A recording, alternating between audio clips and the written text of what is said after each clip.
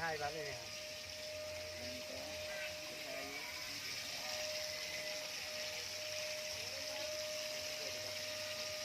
เป็นบ้านละพอ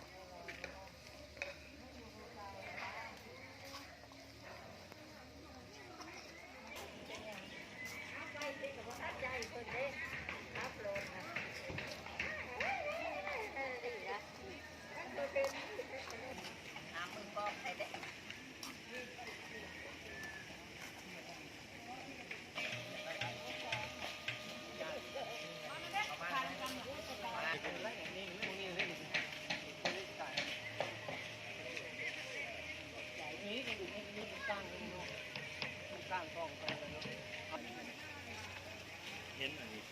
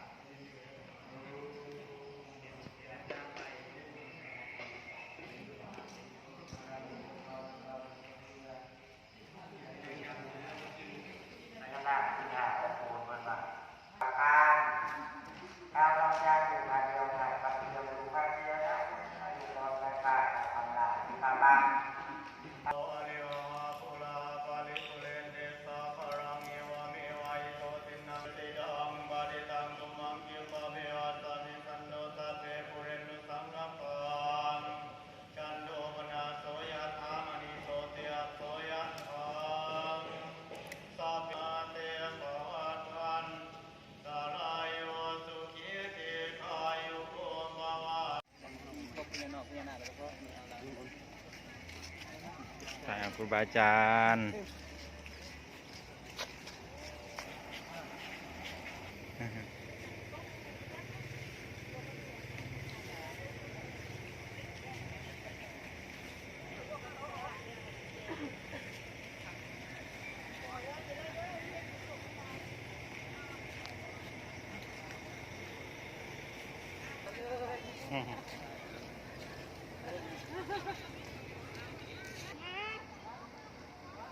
บ้ามองวิโฟนมองวิโฟน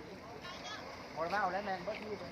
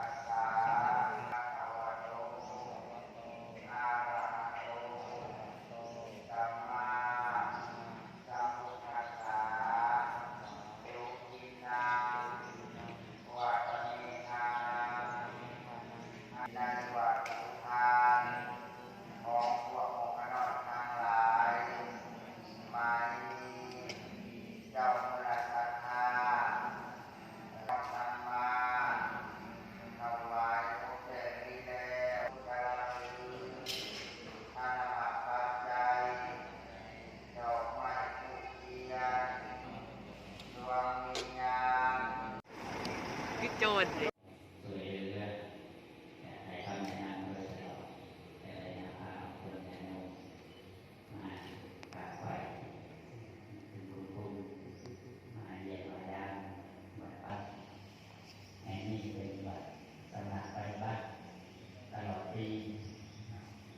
โอเคมาเป็นช่วงสมัครปฏิบัติปฏิบัติได้ตลอดปีมีปฏิบัติอย่างตรงต่อตรงว่าทุกเสาร์อาทิตย์มีเป็นคอร์ส15 มื้อ1 เดือนเปิดจะสอนบริการอาจารย์ดีเป็นน้อยนะโดยมีโอกาสก็คือปฏิบัติผมเป็นกรรมลายและก็ติดตามกิจวัตรติดตามแต่ละวัดของคนมาโดยตลอดต่อไปก็ให้ได้ลองนำถวายเองความตามศรัทธาจากคุณตาสมควรและญาณมาพรธรรมนา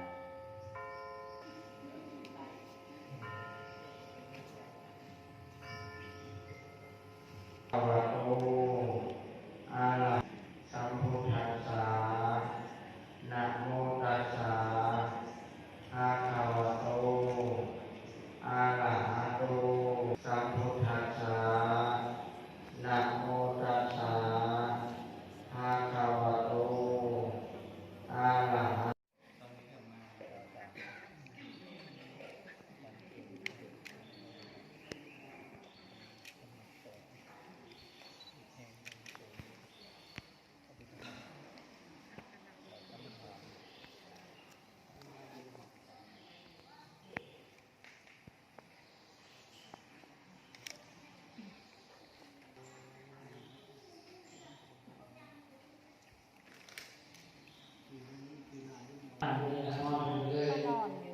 ส่งมาอยู่นะอยู่10 ปีแล้ว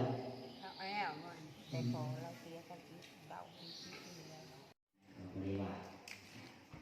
ก็โอกาสอาจารย์นิมนต์มากในตัวอาจารย์มาวัดอะไรจะตื่นมาในนอกเลยมาบริหารจังหวัดเลยมีแต่วัดทันใจวัดทันใจหน้าเพิ่นเป็นบ่อยเป็นบ่หักหน้า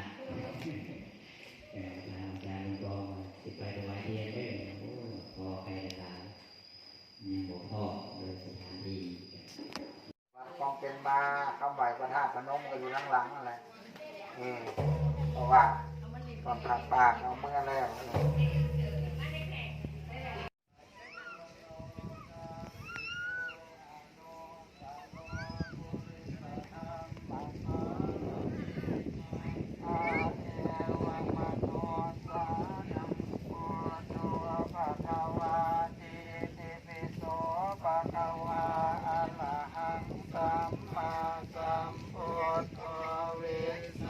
ยารณะสัมปะ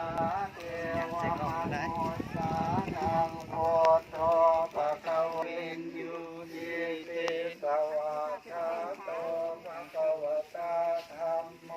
สัมภิสิโกปัสสิโกโอปันนาติโกปัสสะตังเส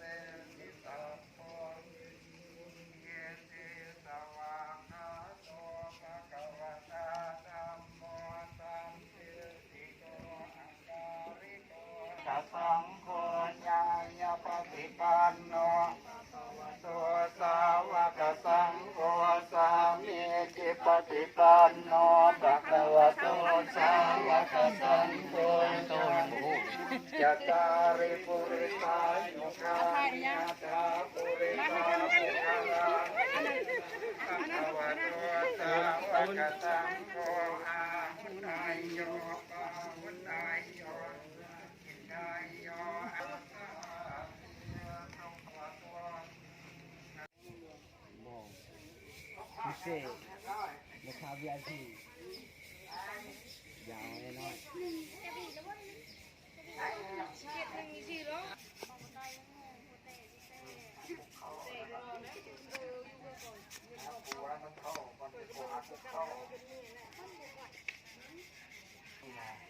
เป็นบรหุทหารนั่น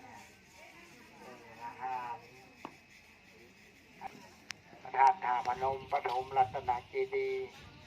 เข้ามาเบิ่งเลยเนาะเอาคำไหวพระธาตุพนมเด้อพระกัญญาจับรูปเทียนดอกไม้เอาว่านำลังนะโมตัสสะภะคะวะโตหน้าที่19เด้อเปิดเด้อไม่ปึ้มอยู่ฮะ เอาบ่เว้าน้ำบ่หาสิบเก้าก็เรียกว่าสิเว้าน้ำนาทีสิบเก้า อะระหะโตสัมมาสัมพุทธัสสะนะโมตัสสะภะคะวะโตอะระหะโตสัมมาสัมพุทธัสสะนะโมตัสสะภะคะวะโตอะระหะโตสัมมาสัมพุทธัสสะกุลิมายาทักขินายาปัสสิมายาอุตตรนายาอุปริมายาอิสิมายาอิสายากัปปนากิลิสมิงปัพพะเตมหากัสสเปนาภาปติสิงนาภาปตังนาภาปิตังพุทธิอุรังกาธาตุงศิลาสานามามิกราบลงยาตุจิตตังยาตุหัตถยังพรหมินจยังอีกงก็พรหมเวสสาอัปภะวังวิวรณ์อุสาหันจามาลากิงสมเลยภาวังมีก็แก้วเด้อ มาดวนคนอาเอวัทโลอาหังวันทามิทุระโตอาหังวันทามิทาตุโยอาหังวันทามิสัพพะโสอาหังวันทามิสัพพะเตสัพจังต่อสนุกอาเสตากัตังสุวรรณรัตสุวรรณรัตตังละตานังปานิตังหันทายังพุทธาอุลังหันทายังอาหังนามัสสามิ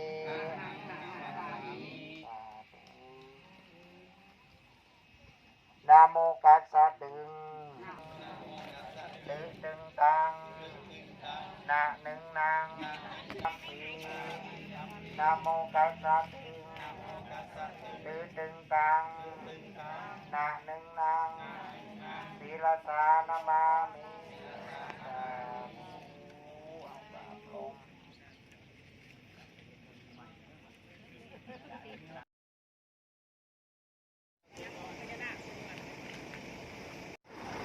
พี่โจนยิงขึ้นดิ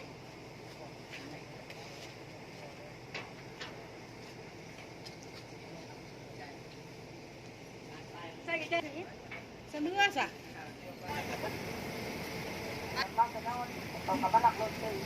มนขน่อยมนขึ้นรถ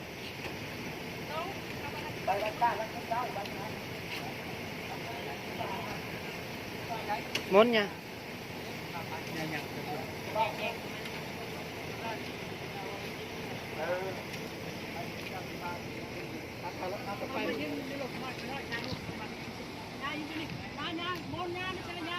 ขึ้นมาแล้วแน่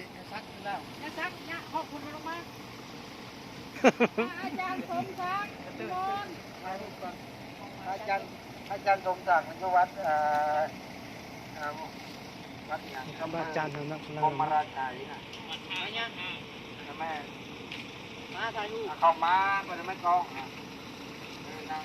นั่งตรงไหนมาสั่งทำไมเนี่ยมาจะพูดคนนี้อาจารย์สมศักดิ์ของรู้มั้ยอาจารย์สมศักดิ์ไปดู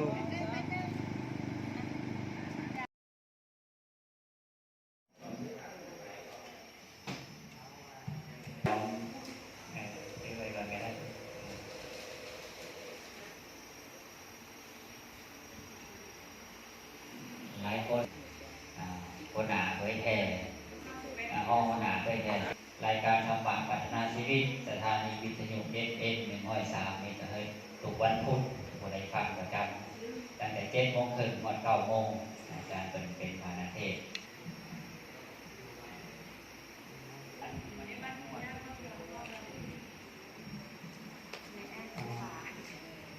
ตั้งใจถวายทาน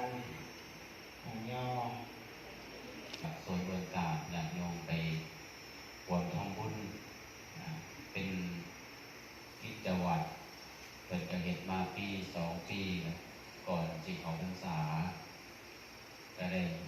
ไปถวายเทียนอันนี้เป็นประเพณีถวายเทียนของพรรษาเพราะว่าในช่วงพรรษาทางครูบาอาจารย์นั้นบ่ได้ไปทางไหนการทาวเอาเปิดสต็อกไม่ได้ว่าบ่กักตุนเสบียงอีหยังต่างๆบางทีมันก็ได้หักความลำบากในการเป็นอยู่แต่ว่าครูบาอาจารย์ก็เห็นความ